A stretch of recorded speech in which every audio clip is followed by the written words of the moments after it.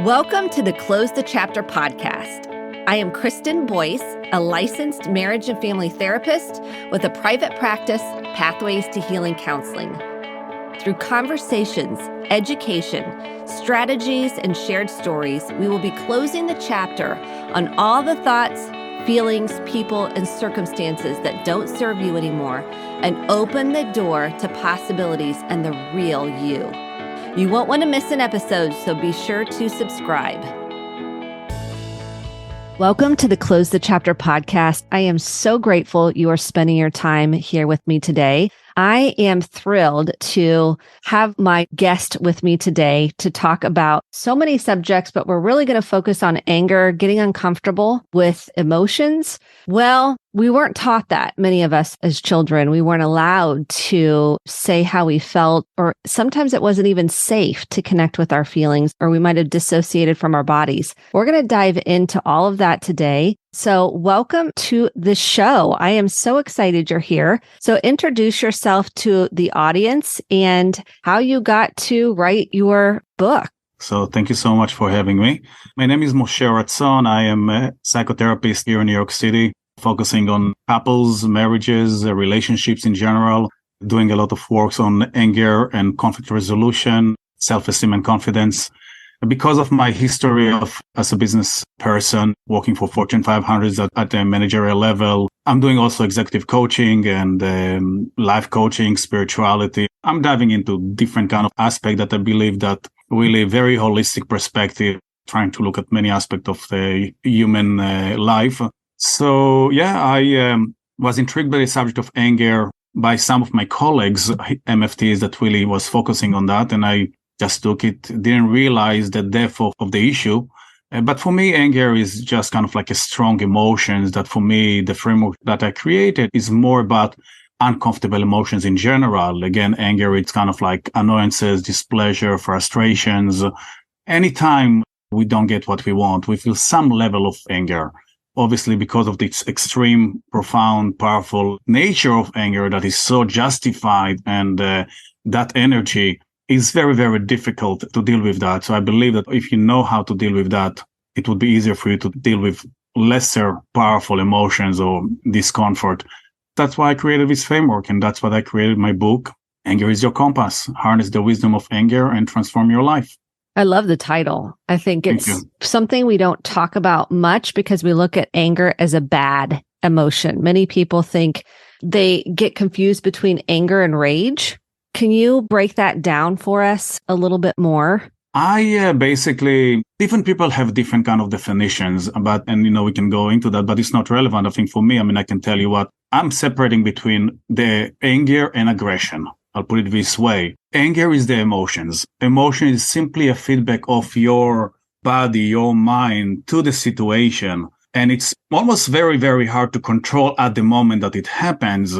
It's simply indicating that something outside in your environment or within you, something needs to be corrected. Now, how do you respond to that? That's the main issue. So some people will act it in a very repressive way, avoiding it, not feeling it as you describe. But at the same time, some people, which is okay. And the others will be very aggressive. Yes. Toward the outside. I do believe that both elements, if you repress it, it seems to some degree, it's even aggressive nature toward yourself. While if you attack your partner or whoever it is that caused you the harm, your aggression goes toward the outside. So in both cases, your aggressive nature will take place. And the idea for me is how can you deal with the emotions, feel it, process it, and ultimately understand the need underneath anger, and ultimately what I call creating a value from that to yourself and others. And so my framework really developed that concept. So again, to answer your questions, there is this separation between emotions, the anger, and the action that comes along with that. That could be at times aggression or passivity. So let's break down the framework. There's 4 parts to the framework. Would you mind sharing that with our listeners? Yeah, definitely. There are a couple of things that I'm putting it. And the framework, first of all, the moment that we feel anger, I put it in this way that there are 4 needs underneath anger, 4 needs of categories, and it could be overlap. But the first need is for the need for safety and security. Every time we feel danger, intimidation, or risk, then, we feel that, oh, our safety is in danger. We need to do something about that. So this is the first need that comes along, which is the natural, organic, original, raw anger that it was designed for survival purposes. The second need is the need for integrity and justice. This is when your morals, values, belief systems, standards have been broken. There is some kind of a hole in your mind that need to be sustained, and something is breaking it. It could be that somebody is cursing you, somebody maybe treat you with disrespect, somebody created injustice. But it can also be in a situation, I don't know, where you feel that people need to respond to you on time for your email, and suddenly they don't. So there is a certain level of way of thinking or believing that it's supposed to be done, and this is not happening. Then the anger is created, and then as a result of that, there is some kind of unmet need in regards to injustice or basically integrity. The third need is basically the need for love and positive regards. So every time we don't feel belong, every time somebody hurt our self-image, when we feel disrespected, when we feel hurt, when we feel shame, suddenly that triggers anger, and we want to restore that love that we don't have. And the last but not least is the needs for self-actualization and transcendence. Every time somebody blocking our needs, our goals, our vision, our mission, our freedom, the needs for fulfillment, for contribution to society, to whatever it is, then it comes along. So coming out of these needs, we need to realize what we do. And I don't know if you want me to continue developing that concept, what do we do with that, or you have any other questions that related to that? Yeah, I have one question I think that's really important to explore because we've heard that anger can be a secondary emotion. What do I mean by that? It can be a defense, a protective part that comes online. If those needs aren't being violated in some way, anger can come online and it can be a core emotion, but then it could also be a defense. How do you distinguish between the two? When is it kind of a defensive part and when is it a core emotion? That's a beautiful, powerful question. I like that so much. And it's hard to me. I'm not as always defining it as secondary and primary while it has the value. Again, I think we need to ask the right questions to dig in why and go down deeper to the level of the needs. I don't think it's kind of like exclusive primary or secondary. Sometimes it's a combination of both. Obviously, there is a hurt, there is shame, there is pain associated, and that's kind of like the primary emotion that at times the anger covers. But we all know that the more confident you are, yes, in generality, you can use, if somebody treats you with injustice and you're strong and you just say, I need to correct the situation. So the primary emotions of anger is justified, and that's okay.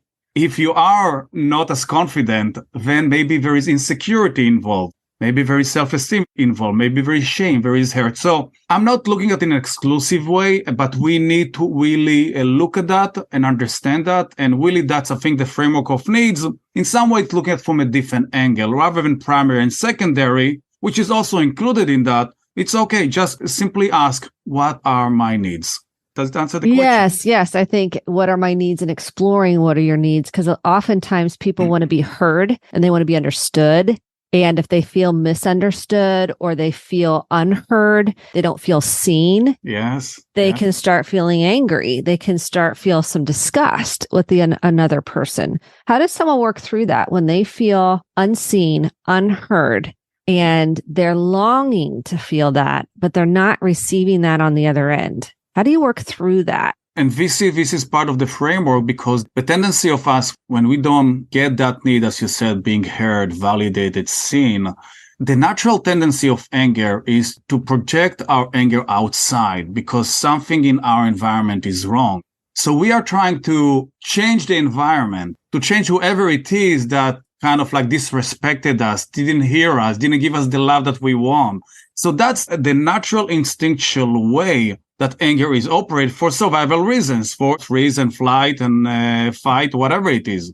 So through the framework, I want people to feel the anger, but ultimately in some ways, while you scan your environment, you also change the projector back to yourself and see exactly what's going on inside of you. What do I miss internally? And how can I balance this internal and external to ultimately communicate your needs in a truthful, compassionate way? hearing the stories that I'm making in my own mind. I mean, moving away from all this narrative, judgment, stories, and really creating an honest, sincere kind of story, but take into account the responsibility that anger is yours.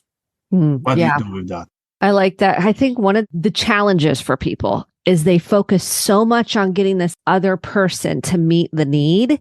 And then when that person doesn't meet their need, and let's say, to go back to the example of being seen, being understood, being acknowledged, being validated, they spend so much time thinking, how can I get them to meet my need? So I tell them my need, but then they don't meet it because they don't have the tools, they don't have the resources. Maybe they've got their own trauma.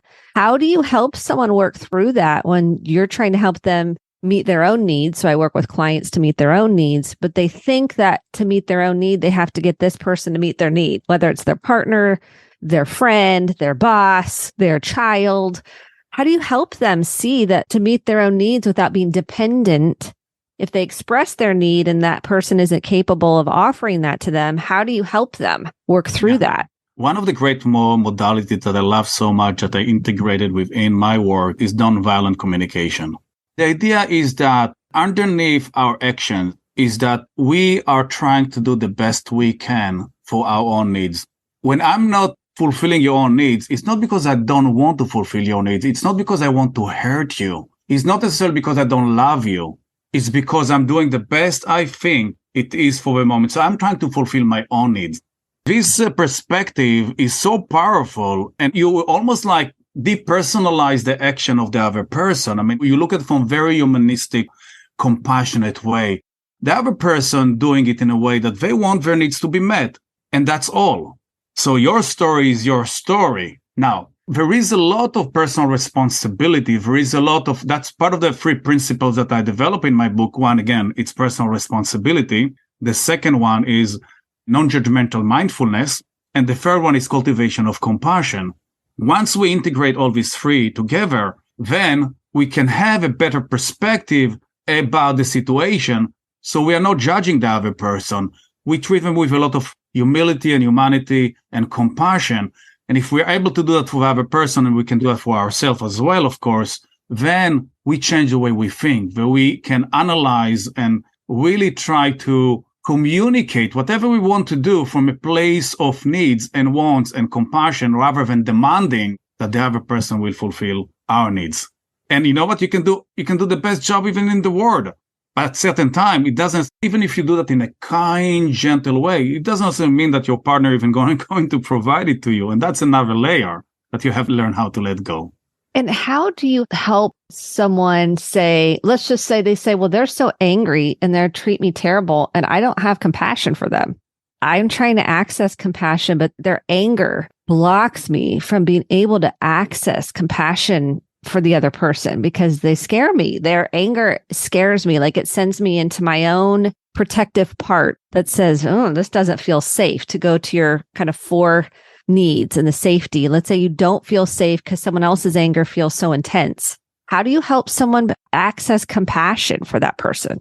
So as a therapist yourself, you know that every kind of like slogan that we're talking about, develop compassion, have non-judgmental mindfulness, take personal responsibility.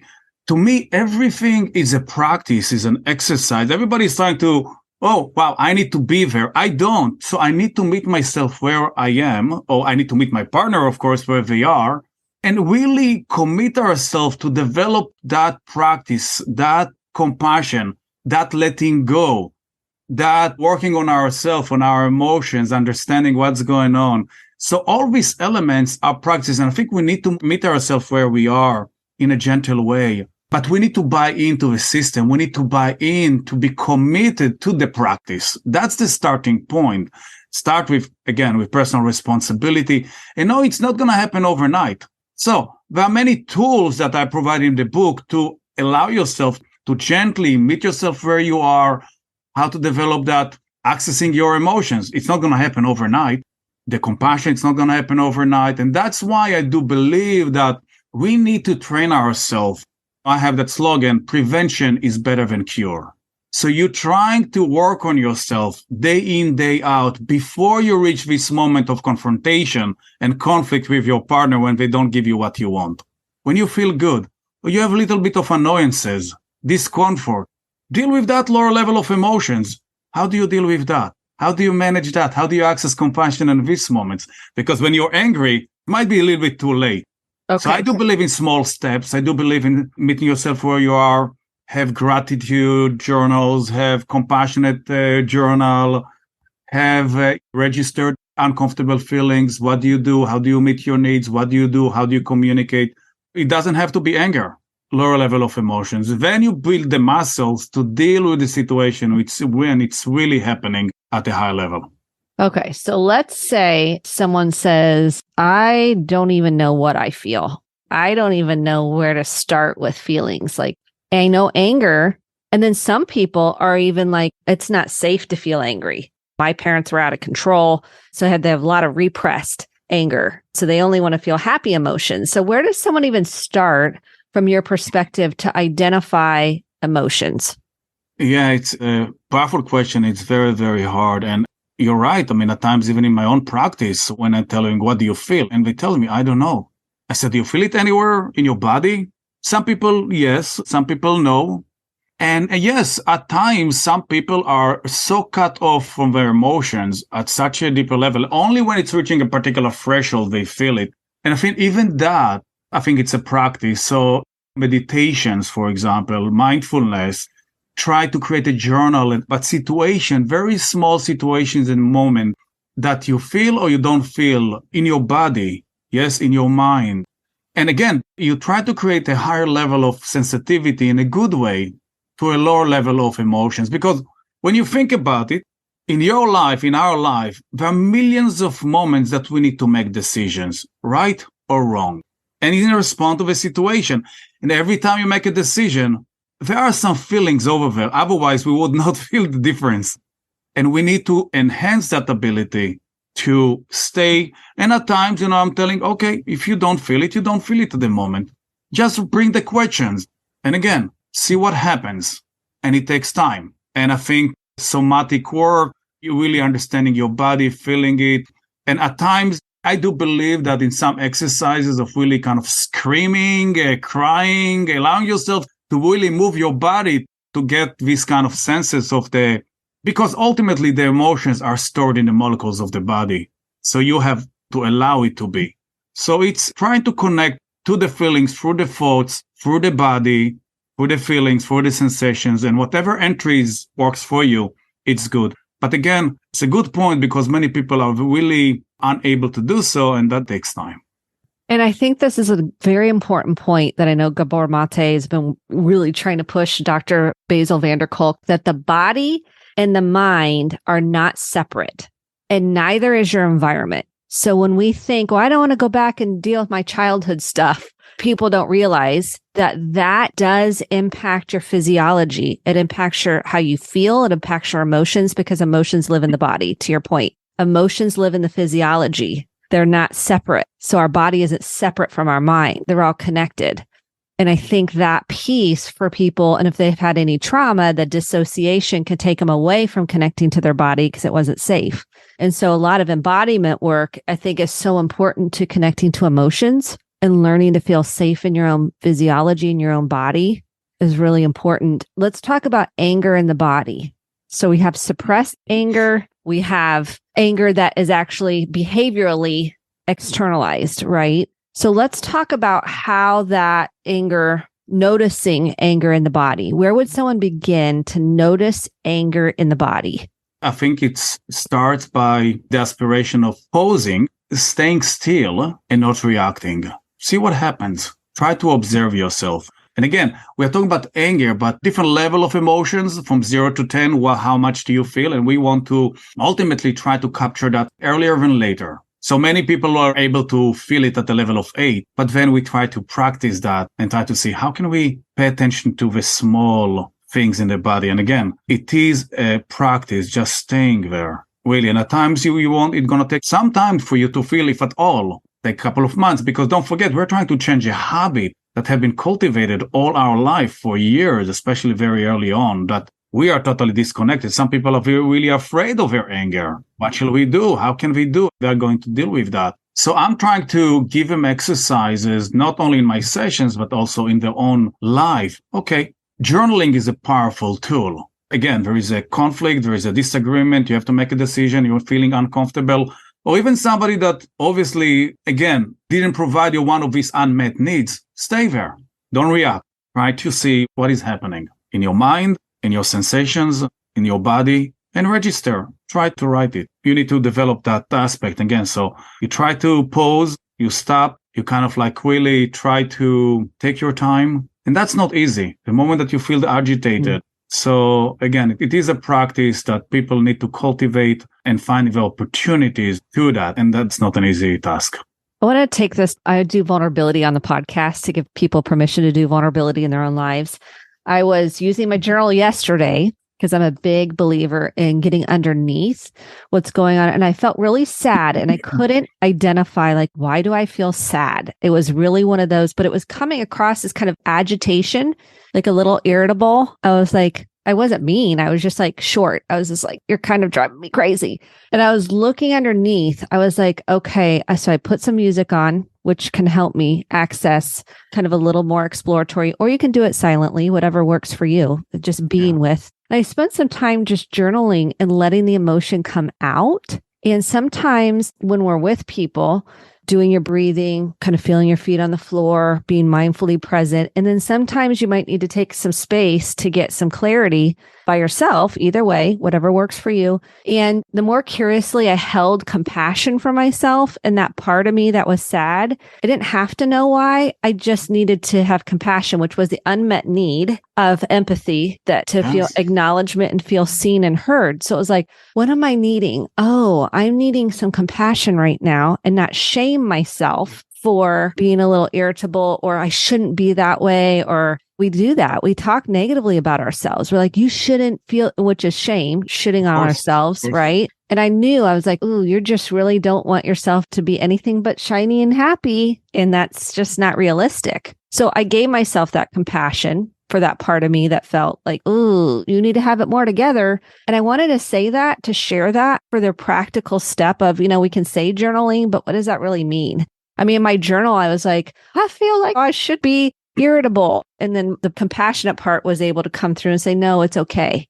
Now, if I need to own something and take responsibility for it, I can circle the wagon back and apologize and process it if need be. It wasn't to that extent. I mean, I didn't think. I checked in with everybody. They're like, no, we're good. So when we say journaling, people are like, I don't want to do that. That doesn't work for me. Open up and see if that could possibly work. Try it out. Try it on. What are some of the other most important tools that you teach people to befriend the anger, to start really connecting to it? What is probably your number one most important tool that you teach? I don't know if it's number one. I can tell you a couple of things, but I think I like the example that you brought because, and I think what many people are missing, I think even as therapists, again, how we can, us as therapists, and make the clients meeting themselves where they are with a lot of gentleness. And even for, they say, I need to feel. No, you don't. This is hard. Take your time. You might be not feeling it right now. It's okay. Because again, the judgment of ourselves that is kind of building up. So you have to understand, okay, I had things in my history that I'm carrying. It's not that I'm happy about that. I need to embrace it. I need to work with what I have and gently move through the process. No rush, with responsibility, non-judgmental, and compassion. That's what you've done. And you try to access that through this tool. Now, obviously, I mean, the number one tool, it's really kind of like pausing and stopping. And I love Viktor Frankl, Search for Meaning book, and his idea of kind of like, which says something like, in the space between the stimulus and response, there is a gap. In this gap lies our freedom. So if we can really try to find this gap and extend that by nanoseconds, this is where can we tap in internally rather than externally, rather than be reacting, because this is where our freedom lies. Now, it takes time because the tendency is automatic reaction to blame ourselves or to attack somebody else. So pausing, feeling it, and later on understanding what our needs, and ultimately directing this need to what I call creating values. And I developed that concept that I call compassionate warrior. How can we apply that to create value based on the warrior is the one that really fight for justice, for wholeness. But what we're missing many times is how can we do that in a compassionate way, in a gentle way, toward others and ourselves. And ultimately, once we understand, try to understand ourselves, try to understand our needs, how can we create value from that? We also have to understand the stories that we created. And I try to create, how can we create a compassionate narrative, reframing in a compassionate way. So ultimately, we are really kind of creating value through that rather than distraction. So again, the reframing, compassionate reframing is another tool that I provide that. And ultimately, there are other tools like cost-benefit analysis, because ultimately we have to understand what do we do in the long run to benefit us and others rather than reacting in the short term that we habitually have been trained for so many years. How can we stop and analyze that and deliberately doing it in a way that the intention going to lead to love, to caring? It's such a powerful tool that it can take a little bit to start really befriending, because you're like, oh, I'm afraid if I'm compassionate to myself, I'm going to enable myself. Yeah. What is interesting is that to every side, there is the other side. And I do believe in a balanced and proportional way of responding. And I think Aristotle is my guru, call it, one of the greatest philosopher. And he said something about anger. To be angry is easy, but to be angry with the right time, with the right person, at the right moment, at the right degree, that is not easy. And if we can cultivate all this philosophy when responding to anger, temper our temper, being non-judgmental, think compassionately, and ultimately act based on the virtues of the compassionate warrior, then we'll create value for all. So the balanced response to me is the key to everything. And here's the other question I have that I think is really an important one. We don't talk about alcohol, substances, and how that impacts anger. Talk to me about how that can impact anger and emotions and unmet needs. I talked about what are the factors that leads to anger. So there is obviously the thoughts, the feeling, the history. But let's be honest. We are a chemical, biological human being.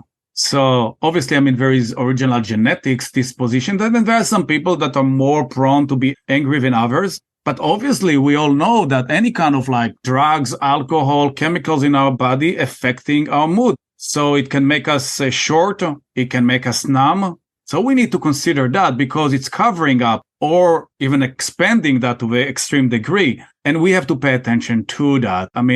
Not once. I know when people are really drinking alcohol or drugs, anger can amplify, or at the same time, you can repress it. But then in both cases, you're not in touch with your own feeling. And you can't create that space between stimulus and response because you're more in the brainstem. So it kind of takes that prefrontal cortex offline, and there's not the space typically, or you're so repressed that you're really not responsive. It's just suppressing it into your body. I'm also curious, trauma and anger, because we know trauma can really impact how you see yourself, how you see the world, and those 4 needs in your framework can be greatly impacted.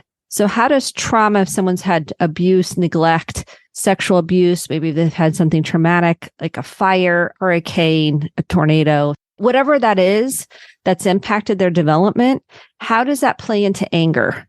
I do think while we talk about trauma, and again, it's also a question of a definition, talk about sexual abuse, serious neglect, emotional abuse, the framework applies to all. I do think that different degrees in that, and at times we don't have necessarily to talk about trauma, which is much harder, extreme way of any kind of problem or challenges that we face in our life. We as kids, we always going to have unmet needs.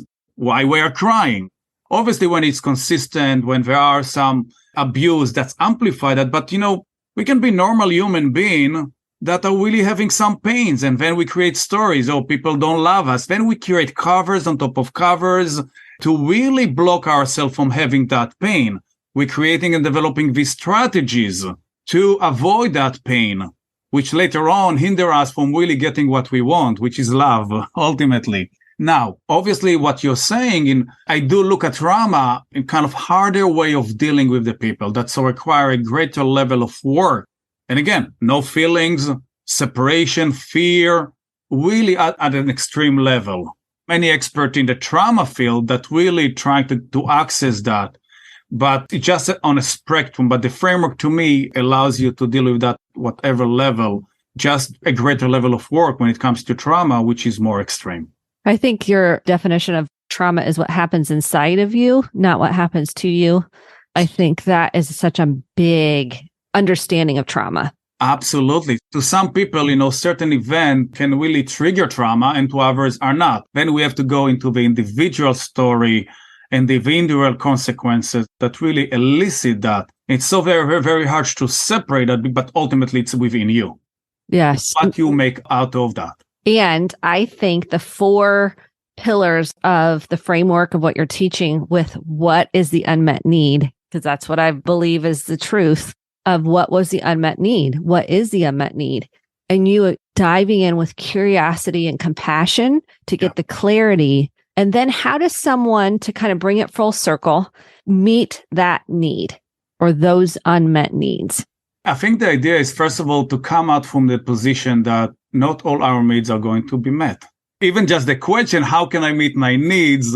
It's kind of, how do you put that? You can do the best you can to ask for your needs. Now, you can try to aspire that the environment or the partners that you live with will try to meet your needs. But then if it's not, what do you do with that? How do you deal with the unmet need? I don't want to even to create the story that they don't love me, they don't care about me, because you need ultimately to do the best you can to see what's going on. And ultimately, sounds like almost like an extreme that we are alone in this world. We are social being relying on others as kids, but now we are an adult. We can ask for our needs. But ultimately, if we don't get it from the outside, how can we develop that capacity to deal with the situation, with the pain? I would call with the pain, but not suffering, not to create a greater level of suffering. And to me, it goes back to ultimately accept the reality as it is, being at peace with that reality, rather than fighting the reality. The moment that we don't get what we want, if we are fighting it, we are losing it. So how can we stay with that? Do the best we can to change it and to get what we want. But if not, how can we be okay with that? Feel the pain.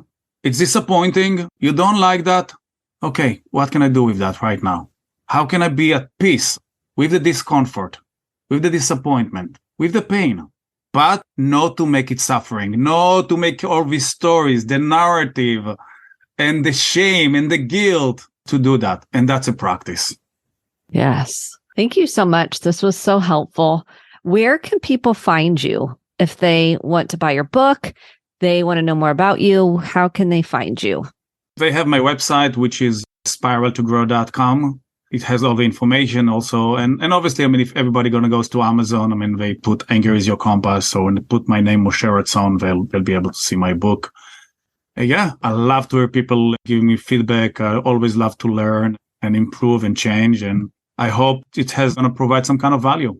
For sure, it will. Anger is Your Compass is I think in terms of the title, I think it's an invitation back to yourself to do more exploration, to get more curious about those unmet needs, and to build practices to offer yourself compassion, tenderness. You get to understand who you are. You get to acknowledge and validate yourself. And to me, that creates more security within yourself. So then you're not seeking it. And that's icing on the cake. You're not desperate for someone else to give it to you because you've given it to yourself.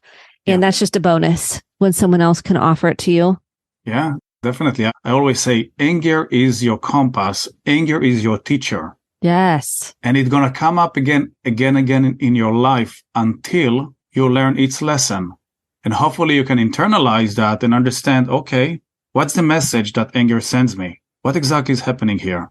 And hopefully you can learn the right message and use it in a way that you can create value for yourself and others. What is it trying to tell you? What is it trying to show you? Yes. It's such an important piece to this journey of life. So thank you so much for your work you're doing in the world. And I encourage everyone to go get Anger is Your Compass. And I appreciate you sharing all your wisdom and compassionate inquiry to how to heal and find true meaning and purpose in your life. So thank you so much for being on the Close the Chapter podcast. Thank you so much, Kristen. Thank you so much for listening to the Close the Chapter podcast. My hope is that you took home some actionable steps along with motivation, inspiration, and hope for making sustainable change in your life. If you enjoyed this episode, click the subscribe button to be sure to get the updated episodes every week and share with a friend or a family member. For more information about how to get connected, visit Kristen, Kristen, Boyce, BOICE.com. Thanks and have a great day.